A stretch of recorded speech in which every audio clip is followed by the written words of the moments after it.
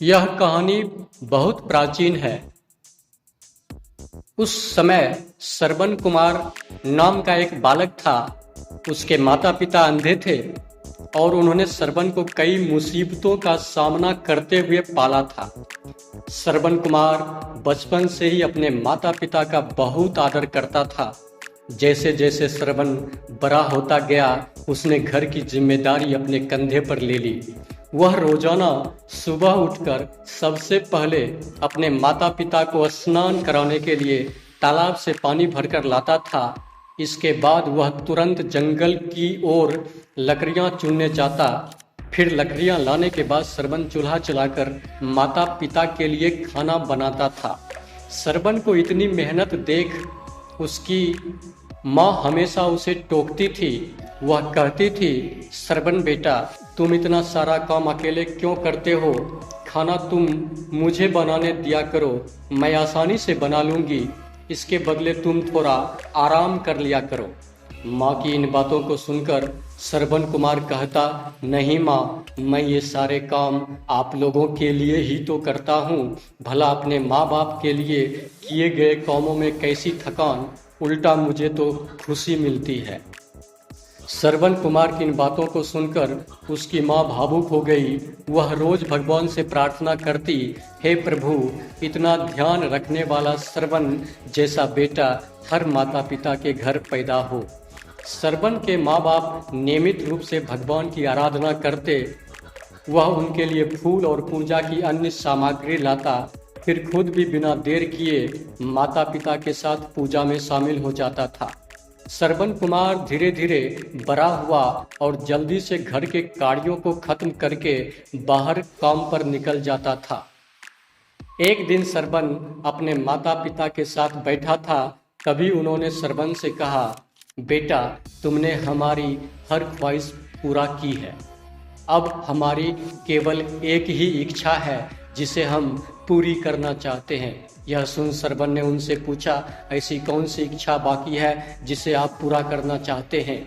आप केवल आदेश दें, मैं आपकी हर ख्वाहिश को पूरा करूंगा। इस पर श्रवण के पिता ने कहा, बेटा, अब हम बूढ़े हो चुके हैं और हम चाहते हैं कि मरने से पहले तीर्थ यात्रा के लिए जाए। भगवान के शरण में जाके हमें सुकून की प्राप्ति होगी। अपने माँ बाप की बात सुनकर श्रवण कुमार सोचने लग गया कि वह उनकी इस इच्छा को कैसे पूरा करेगा।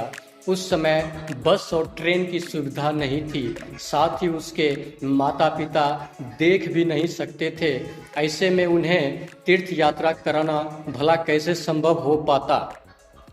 तभी श्रवण कुमार को एक तरकीब सूझी। वह तुरंत बाहर गया और वहां से दो बड़ी बड़ी टोकरी लाया।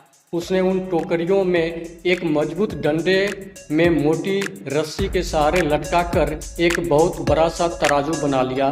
फिर श्रवण कुमार ने उस तराजू में अपने माँ बाप को बारी बारी से गोद में उठाकर बैठा दिया।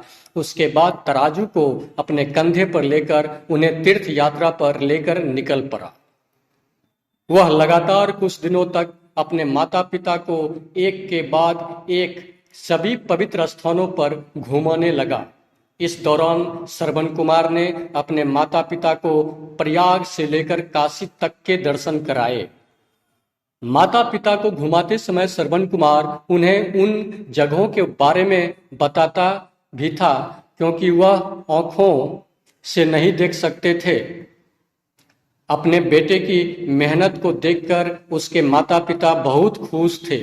उन्होंने एक दिन श्रवण से कहा, बेटा, हम देख नहीं सकते, लेकिन कभी भी हमें इस बात का दुख नहीं हुआ। तुम हमारे लिए हमारी आंखें हो। तुमने हमें जिस तरह सारे पवित्र स्थानों की कथा सुनाकर उनके दर्शन कराए हैं, ऐसा लगता है जैसे कि हमने सच में प्रभु के दर्शन अपनी आंखों से किया हो। अपनी माता पिता की बातें सुनकर श्रवण ने कहा, आप लोग ऐसी बातें ना करें। बच्चों के लिए माता पिता कभी भी बोझ नहीं होते। यह तो बच्चों का धर्म होता है। एक दिन श्रवण कुमार आराम करने के लिए अयोध्या के पास अपने माता पिता के साथ रुका। तभी उसकी माँ ने पानी पीने की इच्छा जताई। सरवन को पास में ही एक नदी दिखाई दी। उसने अपने माता पिता से कहा, आप दोनों यहाँ आराम करें, मैं आप लोगों के लिए अभी पानी लेकर आता हूँ। नदी के पास पहुंचकर सरवन कुमार कमंडल में पानी भरने लगा। उसी जंगल में अयोध्या के राजा दशरथ भी शिकार के लिए पहुंचे थे।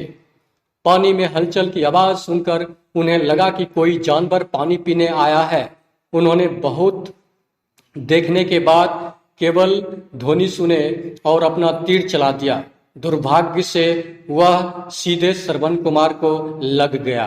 तीर लगते ही वह चीख पड़ा। इसके बाद राजा दशरथ जब अपने शिकार को देखने पहुंचे तो वहां सरवन था। वो तुरंत सरवन कुमार के नजदीक पहुंचे और कहा, मुझसे बहुत बड़ी भूल हो गई है, मुझे माफ कर दीजिए।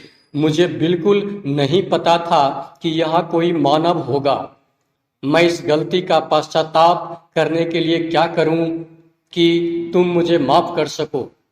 तभी कराहते हुए सरवन ने कहा, यहाँ से थोड़ी ही दूर पर जंगल में मेरे माता पिता हैं, उन्हें काफी प्यास लगी है। आप उन तक यह पानी पहुंचा दीजिए और मेरे बारे में उन्हें कुछ भी ना बताएं। इतना कहते कहते सरवन कुमार की सांसें रुक गई। सरवन कुमार की मौत से राजा दशरथ सुन्न रह गए। किसी तरह वह सरवन कुमार के बताए अनुसार जल लेकर उसके माता पिता के पास पहुंचे। सरवन के माता पिता अपने बेटे की आहट की बखूबी पहचानते थे। तब राजा दशरथ उनके करीब पहुंचे तो उन्होंने आश्चर्य से पूछा, तुम कौन हो और हमारे सरवन को क्या हुआ? वह क्यों नहीं आया? राजा दशरथ उनके सवालों का जवाब नहीं दे पाए। उन्होंने चुपचाप पानी की तरफ बढ़ा दिया। तभी सरवन की मां ने चिंतित स्वर में जोर से कहा, तुम कौन हो और मेरा बेटा कहाँ है? ये बताते क्यों नहीं हो? सरवन की मां की चिंता देख राजा दशरथ ने कहा, मां मुझे माफ कर दीजिए। शिकार करने के लिए मैंने तो तीर चलाया था, जो तीर सीधे सीधे आपके बेटे सरवन को जा लगा।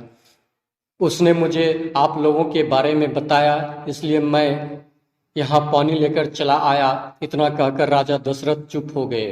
राजा दशरथ की बात सुनकर सरवन कुमार की मां जोर जोर से रोने लगी। उन दोनों ने अपने बेटे की मौत के गम में राजा दशरथ के लाए हुए पानी को हाथ तक नहीं लगाया। सरवन के पिता ने तभी राजा दशरथ को पुत्र वियोग का श्राप दे दिया। कुछ ही देर बाद सरवन के माता पिता ने अपने प्राण त्याग दिए। बताया जाता है कि सरवन कुमार के पिता के श्राप के परिणाम स्वरूप ही राजा दशरथ को अपने पुत्र राम से दूर रहना पड़ा। राजा दशरथ के इस श्राप को पूरा करने के लिए ही भगवान राम को 14 वर्षों का वनवास हुआ, जिसका माध्यम दशरथ की पत्नी कैकेयी बनी। सरवन के पिता की ही तरह राजा दशरथ भी अपने बेटे से दूरी को बर्दाश्त नहीं कर पाए और उन्होंने अपने प्राण त्याग दिए। कहानी से सीख, हर बच्चे अपने माता पिता की सेवा सरवन कुमार की तरह निस्वार्थ भाव से करें, यही उनका परम कर्तव्य है। धन्यवाद।